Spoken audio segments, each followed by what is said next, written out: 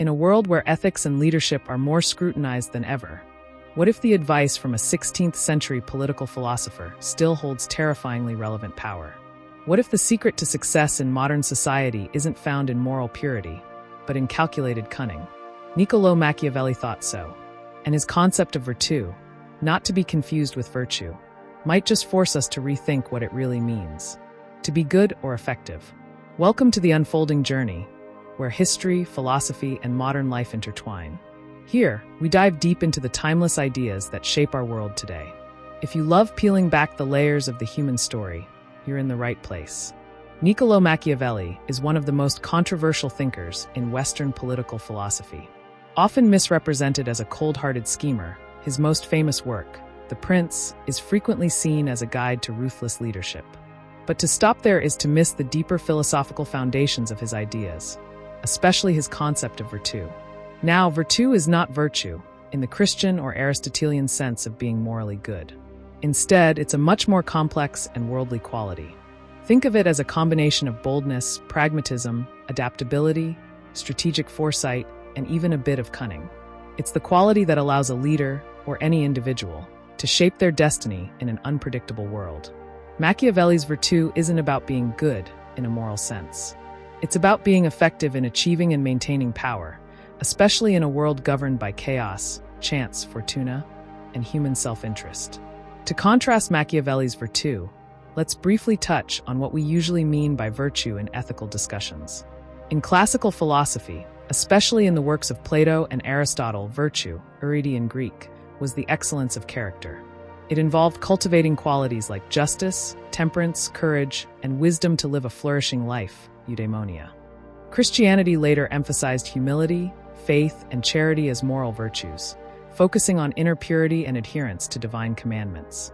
Modern virtue ethics, especially as revived in the 20th century by philosophers like Alasdair MacIntyre, also places emphasis on moral character rather than rules, deontology, or consequences, utilitarianism. It's about being good, not just doing good. So the contrast becomes clearer. Where virtue emphasizes moral integrity, virtue prioritizes political effectiveness.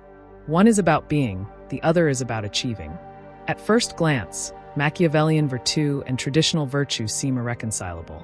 One appears almost amoral, or even immoral, while the other is grounded in ethical ideals.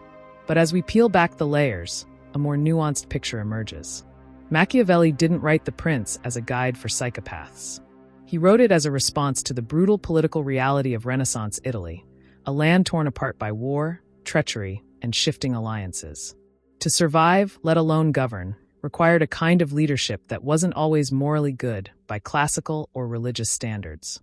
In this context, virtue isn't a rejection of morality, it's an adaptation to reality. The world often forces difficult choices. If we hold leaders or ourselves to impossible moral standards, we risk ineffectiveness or even collapse. In today's world, we admire leaders who are not only morally upright but also effective. A leader who is virtuous but weak may fail to protect the vulnerable. A leader with virtue but no ethical grounding may become a tyrant.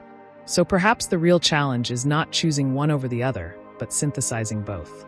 Can a leader possess Machiavellian insight and strategic acumen while still being guided by ethical principles? Can we, in our own lives, be morally grounded and pragmatically adaptive?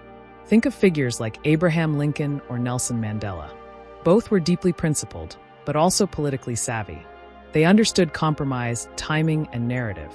They didn't always act according to strict moral codes, but their long-term vision was profoundly ethical. They embody a fusion of virtue and virtù. And that's a model worth considering, not just for world leaders, but for all of us navigating complex personal, social, and professional landscapes. Still, we can't ignore the darker side of Machiavellian thinking. Ends justify the means? Machiavelli is often interpreted as justifying immoral actions for the sake of political gain. If we embrace this idea too freely, it opens the door to all kinds of abuses. When lying, manipulation, or even violence are excused by the greater good, where do we draw the line? Erosion of trust and social bonds. Ethical societies depend on a baseline of trust. If everyone acted according to virtue, prioritizing effectiveness and self-interest, social cohesion might collapse. Families, communities, and institutions require a shared moral framework to function. Virtù unchecked can be corrosive. Psychological cost of duplicity.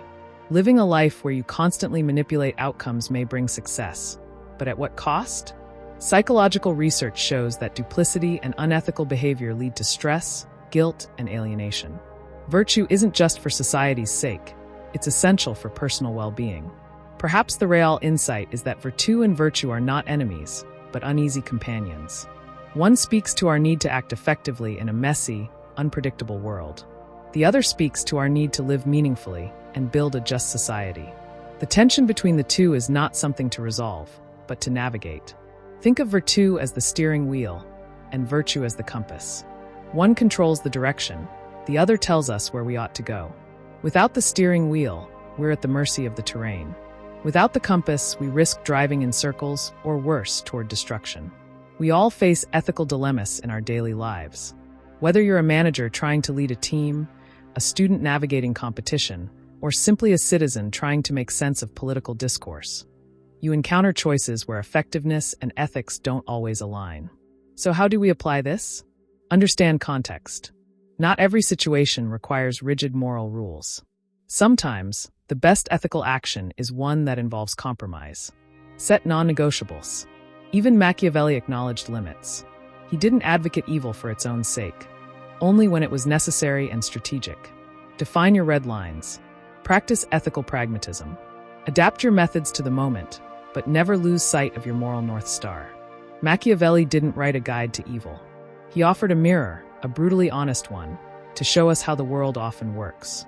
But it's up to us to decide how to use that knowledge. Will we be mere schemers chasing power?